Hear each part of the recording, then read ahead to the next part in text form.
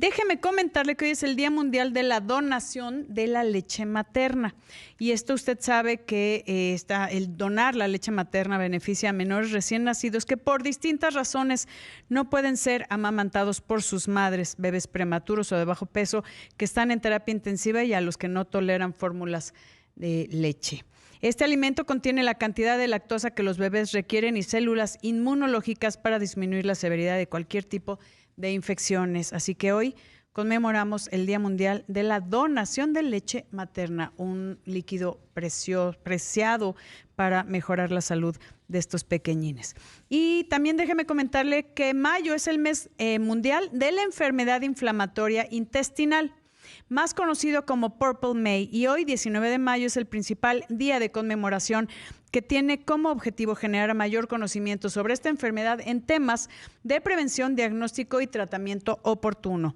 Y es que el 40% de los pacientes tarda más de un año en tener un diagnóstico correcto de la enfermedad inflamatoria intestinal de la que vamos a hablar el día de hoy, mientras que a otro 20% le lleva más de 3 años. Esto comienza con algunas manifestaciones entre los 15 y 30 años de edad, con un segundo pico entre los 60 y 80. Sin embargo, datos recientes han identificado la incidencia más alta entre 20 y 40 años. Entre 25 y 40% de los casos pueden presentarse con manifestaciones en otros órganos como ojos, boca, piel y las articulaciones. En México se estima que hay un aproximado de 160,000 personas con enfermedad inflamatoria intestinal y pues un conjunto de patologías crónicas inflamatorias del tracto gastrointestinal, entre las cuales las más caracterizadas son la enfermedad de Crohn y la colitis ulcerosa. Y para hablarnos de esto le doy la bienvenida al doctor Roberto Ulises Cruz Neri, cirujano general con alta especialidad en coloproctología. ¿Cómo estás, Roberto? Gracias por acompañarnos.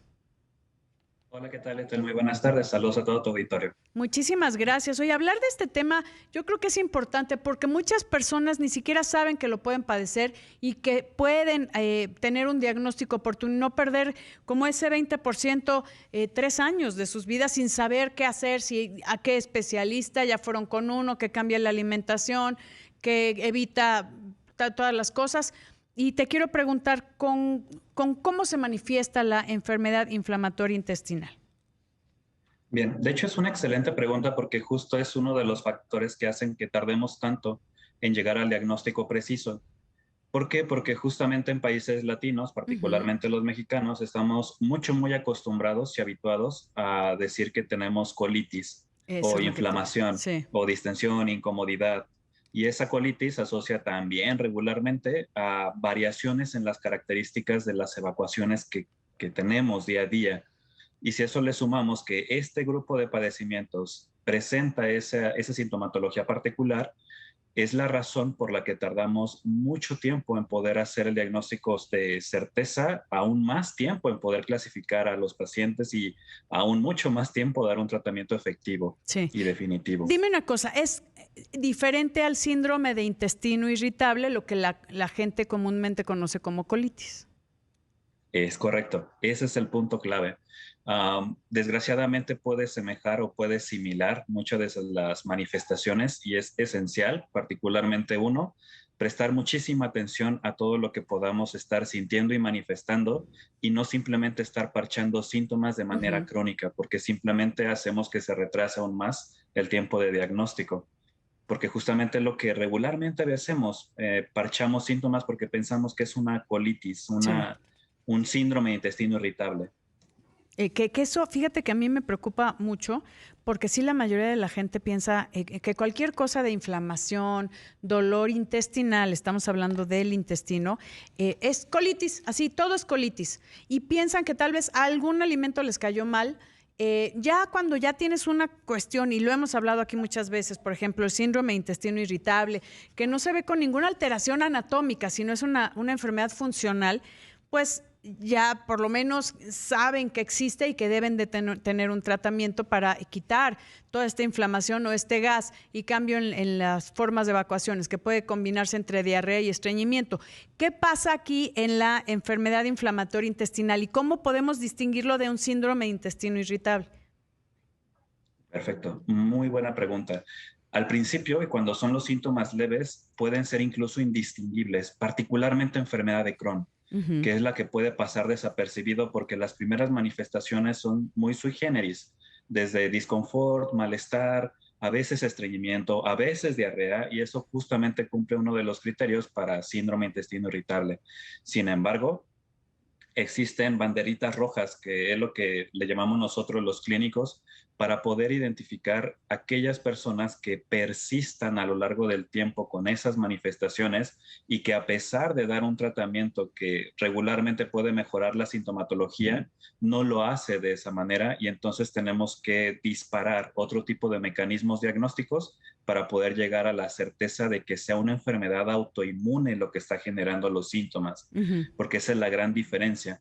Uno, la colitis del mexicano es un diagnóstico sindromático, es decir, no hay una causa específica o que pueda dar razón de todos los síntomas que está teniendo el paciente, mientras que la otra, la enfermedad inflamatoria intestinal, es una verdadera enfermedad autoinmune que se da simplemente por disregulación entre la relación cordial que debe existir entre la flora bacteriana y el sistema inmunológico del huésped. Oye, eso pues es preocupante, porque tal vez estarías tapando algo, como dices, ¿no? El síndrome intestino irritable, que es con la que mayormente se confunde esta enfermedad inflamatoria intestinal, pues el tratamiento es diferente. No te metes en el sistema inmune y aquí tendrías que manejar algo en el sistema inmune para que no te ataque tu propio sistema de defensa, ¿no? Que eso es parte de lo que sucede. A ver, una preguntita antes de irnos. No, espérame, ya me voy a una pausa rapidísimo y regresamos con más preguntas que hoy ando. Bueno, muy preguntona porque hay muchas dudas sobre la enfermedad inflamatoria intestinal que hoy vamos a aprender juntos sobre esto. Vamos a una pausa y regresamos. Platicando con el doctor Roberto Ulises Cruz Neri, cirujano general con alta especialidad en coloproctología, acerca de la enfermedad inflamatoria intestinal. Y te iba a preguntar, Roberto, antes de que nos ganara el tiempo, si esta es la diferencia de la enfermedad inflamatoria intestinal es una enfermedad autoinmune. O sea, nuestro sistema de defensa nos ataca. ¿Ok? Correcto. Y la colitis o el síndrome de intestino irritable, que mucha gente la conoce como colitis, es muy diferente. Es una enfermedad que dices que es como un síndrome, que no hay una causa aparente, no hay cambios anatómicos, es funcional. Ok, ya hasta ahí vamos bien. Una pregunta, otra. ¿La enfermedad de Crohn y la colitis ulcerativa es parte de esta enfermedad inflamatoria intestinal? Es correcto. ¿Cuál es la diferencia? Sí. O sea, ¿esta enfermedad inflamatoria se puede definir en diferentes, en otras patologías? ¿Depende sus síntomas y sus signos? Básicamente, la enfermedad inflamatoria intestinal engloba esas dos patologías principalmente, cuyas diferencias es la manera en la que se presentan clínicamente y la imagen que nos da cuando hacemos un estudio de endoscopía o de colonoscopía en su defecto. Por eso es que podemos tener ciertas características de una y de otra, pero que al final comparten un mismo daño, que es la disregulación en el sistema de defensa. Es decir, colitis ulcerativa puede manifestarse mucho más frecuentemente como diarrea, con sangrado, con moco, mientras que enfermedad de Crohn puede o no presentarse con evacuaciones diarreicas, pero sí con mucho más dolor abdominal, con muchos más trastornos funcionales, llámese dolores articulares, manifestaciones en piel, manifestaciones incluso en los ojos. O sea, tenemos una gama mucho más amplia de síntomas en ese sentido y al mismo tiempo también podemos presentar un amplio rango de complicaciones en ambas, siendo las de la enfermedad de Crohn un poco más agresivas, hablando quirúrgicamente, con respecto a colitis ulcerativa, que puede manifestarse mucho más como sangrados o pérdidas sanguíneas masivas. A ver, dime una cosa, ¿por qué la enfermedad de Crohn es como más agresivón? Bien, porque la enfermedad de Crohn tiende a afectar todas las capas del intestino e incluso la zona por donde llegan los vasos sanguíneos a nutrir a ese intestino, que se llama mesenterio. Entonces, sí puede producir procesos inflamatorios mucho más crónicos y que pueden acabar siendo problemas un poco más serios a lo largo del tiempo. En su defecto QC únicamente se afectan las dos primeras capitas del intestino, que es la mucosa y submucosa, y es por eso que es mucho más frecuentemente ver sangrados nada más. Nada más sangrado. Dime una cosa, cuando hacen Cuando hay evacuaciones con mucho moco, ¿puede ser de ambas? Exacto. El problema en medicina es que no podemos ser definitivos ni podemos englobar o ser excluyentes una de otra. Sí podemos tener pacientes con enfermedad de Crohn que presenten sangrados. Eso es innegable Sí. y definitivamente definitivo. Y Pero sí es muy importante que sea un experto quien pueda ayudarnos en discernir si entre es una o es sangrado, otra. puede ser sangrado o moco y normalmente cursan con diarreas o no sé, y aparte con dolor. Que aquí, ¿cómo haces cómo haces el diagnóstico que puede ser ya sea una colitis ulcerativa o una enfermedad de Crohn? Bien, primero que nada, creo que valdría la pena hacer la diferencia entre una evacuación con sangre, Sí, moco y dolor que sea infecciosa ok, versus algo claro, autoinmune, porque eso es súper común que decimos, es que algo me cayó mal, comí sí. algo que me hizo mucho daño y pues es que tengo una infección bien grave. O soy Bien, intolerante a en uno sabrá de los Dios, ¿no? es correcto, es súper común. Entonces, el primer marcador que recomendamos es justamente hacer una prueba de heces que se llama calprotectina fecal cuantitativa, en donde podemos saber efectivamente si hay inflamación específica del intestino. Ujú. Y esa prueba es única que eleva a un cierto nivel en pacientes con enfermedad inflamatoria intestinal. Ok, Bien, en su defecto también se pueden hacer estudios en las heces para descartar y completamente dejar a un lado la posibilidad infecciosa y a partir de ese punto, ahora sí, realizar el estudio que se considera estándar de oro mundial, que es una colonoscopia con biopsias, con la cual podemos tener tanto la imagen característica endoscópica que nos ayuda a discernir entre una patología y otra, ujú, y el análisis al microscopio por parte del patólogo. ok. ¿Y que ahí qué ves? Inflamación en una colonoscopia con biopsias, que es a través del recto, meten una camarita, no se siente, no duele porque ni te enteras y sacan muestritas de tejido. ¿Qué ves en esas muestras? Es correcto. En las muestras lo que se va a observar van a ser diferentes fases de inflamación en diferentes segmentos que pueden no estar directamente relacionados con lo que nosotros estamos viendo en el estudio endoscópico. Es decir, en esos pacientes podemos ver zonas de mucosa del intestino que se ve normal y al Ujú, microscopio tener una evidencia de un proceso crónico, como si nos hubiéramos dado un golpe y sí. estuviera ese moretón o ese golpe deshaciéndose, pero se mantiene el proceso inflamatorio aún a pesar de que se viera sano. Ese es un punto bien, bien delicado. Y es por eso que insistimos todos los que nos dedicamos a ver este grupo de patologías, de que sea particularmente alguien adiestrado ya en este tipo de enfermedades, quien pueda tomar la decisión de hacer un estudio más dirigido y podamos tomar incluso biopsias de zonas que parecen estar sanas. Sí. A ver, aquí una pregunta que estás comentando, doctor Roberto Ulises Cruz. Hay muchos cirujanos gastroenterólogos.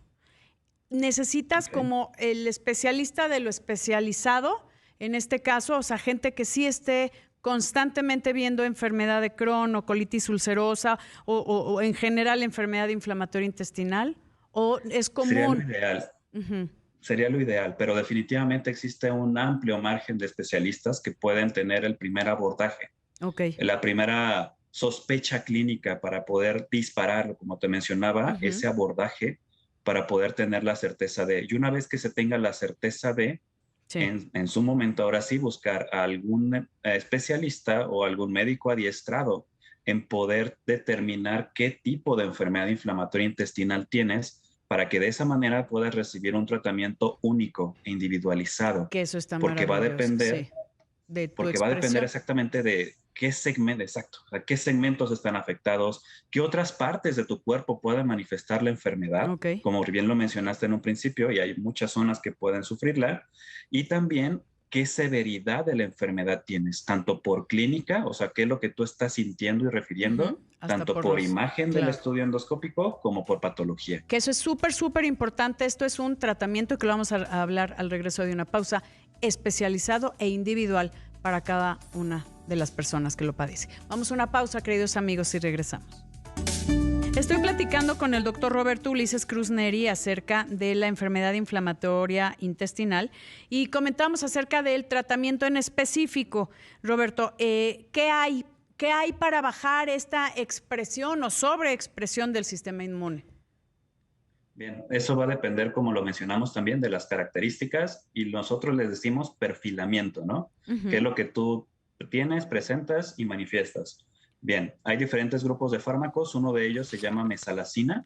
Imagínenlo como si fuera un Big Vaporub o una aspirina, porque ujú, comparte ciertas características similares. sí. El siguiente escalón son los esteroides, para que más o menos se ubiquen, pertenecen a la misma familia de algunos inhaladores que usamos Ujú, en asma, que también es también sobre expresión de enfermedades inflamatorias. sí. El siguiente escalón son medicamentos que nos ayudan a regular esa hiperactividad del sistema inmunológico, le llamamos inmunomoduladores.